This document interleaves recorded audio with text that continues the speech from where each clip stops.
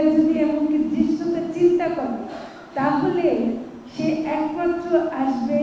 গণহত্যার আসামি হয়ে তার বিচার করা। সে এমনি আমাদের ভয় দেখাবে যে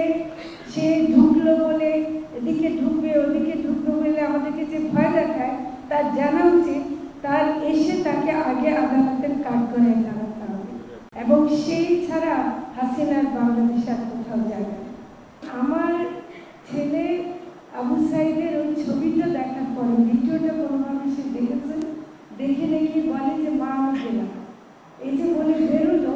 তারপরে অঙ্গ অবস্থায় মানে আহত অবস্থায় ঘরে ফিরল। তো কাজে এই গল্পগুলো আমরা যখন শুনি এবং আজকে আমি ধন্যবাদ দিচ্ছি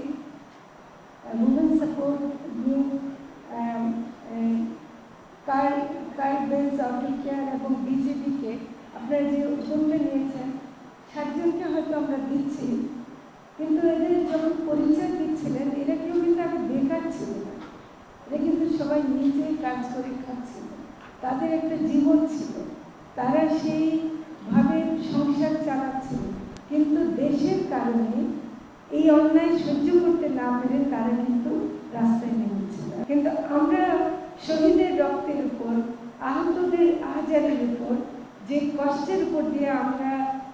সরকারের দায়িত্ব নিয়েছি, আমাদের দায়বদ্ধতা অনেক অনেক বেশি। যতটুকু সময় আমরা থাকি না কেন আমরা এই দায়বদ্ধতা আমাদের প্রতি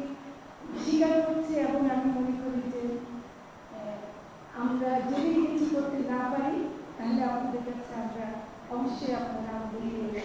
সেই শাস্তি দেবেন, আমরা নিশ্চয়ই মানব। আমি যখন পিলখানা দিয়ে ঢুকছিলাম তখন আমার গা শিউরে উঠছিল, কারণ 2009-এর পরে এদিকে আমরা যে কখন আসি, কিন্তু আমার গা শিউরে উঠছিল সেই দৃশ্যের কথা ভেবে। যতটুকু আমরা তখন টেলিভিশনে দেখেছিলাম, যেটা হাসনাত বলল যে কাঁধের উপর সৈনিকরা যখন লাশ নিয়ে এবং কেঁদে কেঁদে সৈনিকদেরকে এভাবে কাঁদতে আমি কখনো দেখিনি, তাদের পরিবারদের এত কষ্ট পেতে কখনো দেখিনি। তখন মনে হচ্ছিল যে এখানে আপনাদের